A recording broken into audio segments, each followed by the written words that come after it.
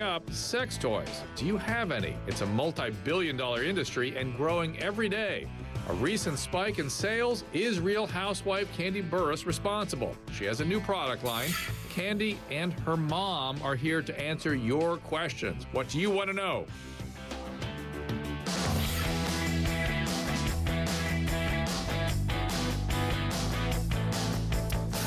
All right.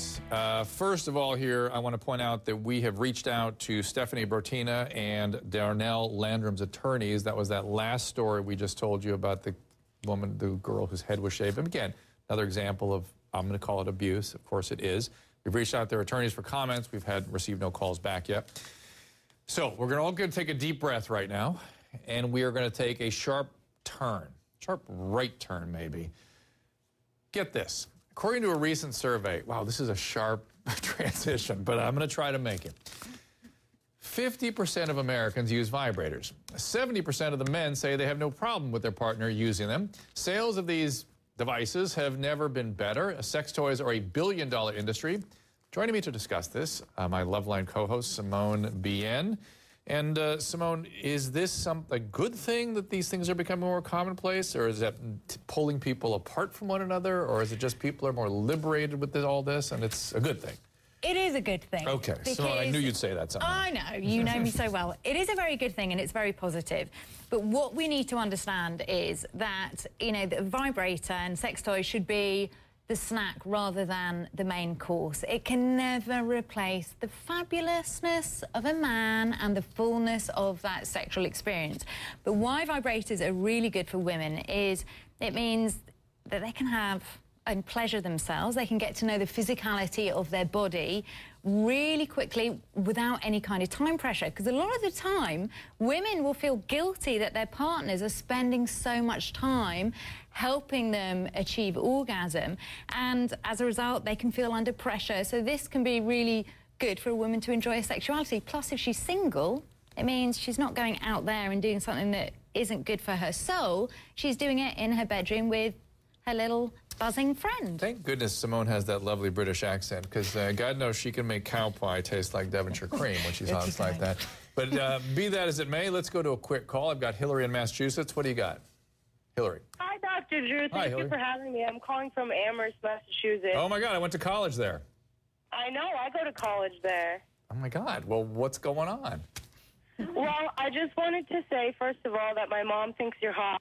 And second of all, I wanted to say that I think women are using sex toys more because they're more available. Like, you can have them discreetly sent to your house. And also, like, men nowadays come with diseases and drama and demands. And, you know, if you have sex with a boy, it's not going to leave you in the morning or cheat on you. So convenient. Wow, that is quite an indictment of the American male, I must tell you. They come with cheating, and they come with diseases.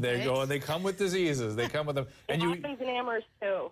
And you've given, my son goes, well, I don't want to talk about it, but my kids are in college right now, so you're freaking me out a little bit. But be that as it may, it gives me a new idea for something I do want to address here, maybe tomorrow or the next day, about what men come with and diseases and things. But I think that's kind of sad, though, that people are not able to relate the way they used to. That this sort of casualness of sexuality is sort of, then the hooking up culture has actually torn people apart. Yeah, it's sad because you can't bond with a piece of plastic. Nothing is going to be, there's nothing intimate about... Hold on, slow down. You can't bond a piece of plastic? You can't. Yeah, okay, you cannot. I mean, she can, but most women can't. And it's not good to do. It's not good to overuse them. It's not good to rely on it so much. Okay, so I want to go now to Real Housewives of Atlanta star Kandy Burruss, who has a line of these devices. She joins us. Hi, Kandy. Listen, thank you for joining us.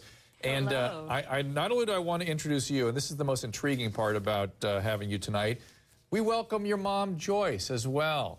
There she is. Yes. Mom, how do those conversations go down? Please, my heart goes out to you, Mommy. My mom and I, you know, we've always had a very open relationship when it comes to talking about sex. And I think that most daughters and mothers should have that conversation so that, you know, your daughters won't learn these things in the streets. She's going to learn them from her mom. And who's going to tell her best besides her mother? Now, as I said as I said, you've now designed, or you're involved in this business. Is there something that compelled you into it? Well, right? Am I right? That's correct? Yes. I actually started off, I have an online talk show where we talk openly about sex and relationships. And from there, I kind of got an idea of the things that people like over the past 2 years. And so, I don't know, it just hit me one day. I was like, oh, I think I want to try to have my own toys. And it just started out as just an idea that I thought would be fun, and it's grown into something much bigger. And Mom, you're cool with this? Yes, I think it's a great idea because there's so many women, especially women my age, that don't have partners, and not that can, like she said, I don't think that can substitute having a partner, but it's so many things, it's so many, as one of your callers said, there are so many diseases that they have out there now. And especially for older women.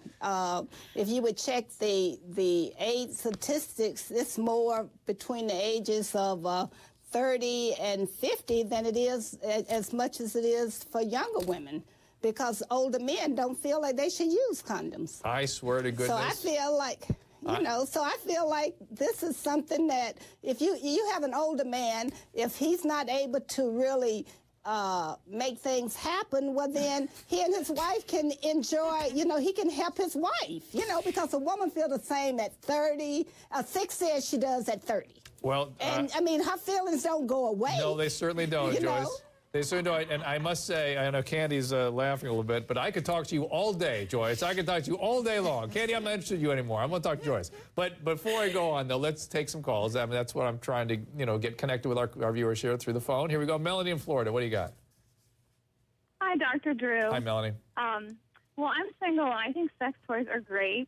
My favorite is definitely the rabbit, which was made famous by a good episode of Sex and the City. Right. But kind of like what everyone is saying, I could be going out and having sex with a bunch of random guys, maybe getting pregnant, getting an STD, but this is just a much safer, healthier way. Melanie, I got to say, I did not expect these dots to connect, but we were talking about teen pregnancy earlier, and you're making the case that perhaps, I'm not ready to make that case yet, but I appreciate your point, and I thank you for calling. Simone, do you have anything to say about this conversation so far? Yeah, I really think that actually it would be quite useful if you're in your late teens to get a vibrator, because you're still having the, the hormones. Now my callers are going to start calling in. They're going to be angry with you. Well, not my daughter. Like that, because it's natural and it happens, and we all know that guys do it. Well, women, of course, have these wonderful physical feelings. Don't get me started on.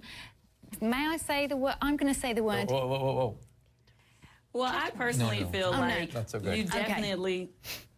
I feel like my feelings are that you should know your own body. So I think that, you should explore yourself and, kind of know what makes you, tick. Exactly. And so I just feel like, toys are a way, to be able to explore your body in a way that you can, find out things that you can share with your partner if you are in a relationship, or it just makes it better for you, And Candy, has your line been successful? Extremely. Okay. When I first decided to do bedroom candy, I just didn't know what the reaction was going to be, because I know sometimes, people have this idea of toys and try to make them seem dirty, which I never want women to feel like it's dirty to have a toy. So that's why we made a lot of products that, are very discreet, that you probably wouldn't even know what it was if you walked up on it.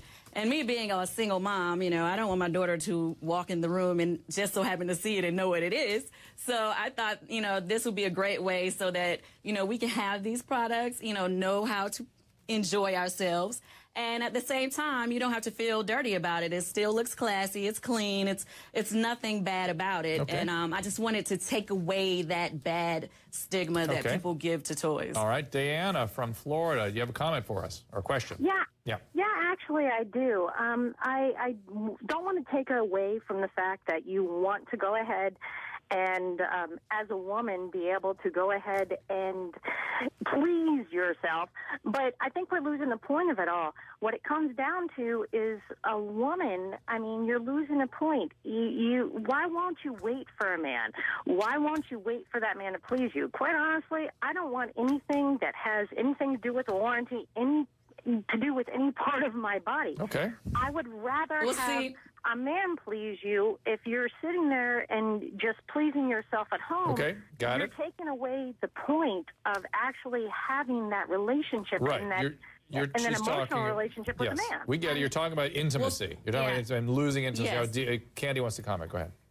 Yes, I want to comment because I think a lot of people think that we want to replace men with toys. That's not really the point. A lot of people don't even know that there are a lot of toys that, you know, benefit the relationship, that are toys that you can, you know, use when you're with your partner. So, you know, you can't use all toys by yourself. Some of them you actually need your partner to use the toys. And then a lot of women do not have orgasms from sex, unfortunately. So it's okay to have a little extra help in the bedroom. And there's nothing wrong with that. And interestingly, Candy and Dr. Drew and I have spoken about this. Men can actually feel like the pressure is taken away from them by having a toy in the bedroom, and they enjoy using it as part of their sexual repertoire with their partner. So it can be part of the act, but I like what your caller said before. It's much better to be with a man rather than be just with something with batteries. One last call quickly. Irma in California. Irma, go ahead.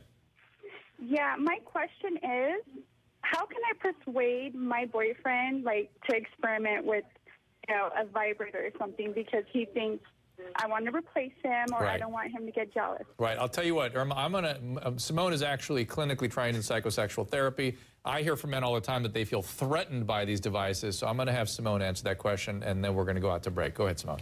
Use it as part of your sexual repertoire and make sure he is involved in pleasuring you. So you use it together, and often if a man sees how he can be in control of it and use that to pleasure you, he will be delighted, because the last thing we want is for our partners to feel threatened. And also the other thing, and I don't want to get too graphic here, but is look at the size as well. Don't get anything that could be too intimidating. Get something like Candy's products that are pretty and nice, and your guy can think, oh, this is girly, what fun. Okay, and Candy, thank you for joining us. Joyce, thanks to you. I'm your mom's biggest fan now, Joyce. Thank you for being so. It's a very really interesting point of view, and an important one, as the population is entering.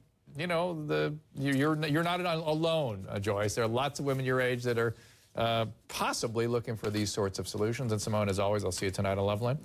Thank you for joining me. Now we come back. It is your turn to ask me anything. I don't know if there's stuff left over from those earlier conversations about the parenting issues and abuse of children, medical problems, psychiatric problems, whatever you want to talk about, addiction. We will take it. The phone number 855-Dr. Drew 5 or 373-7395. Stay right there. More calls after that.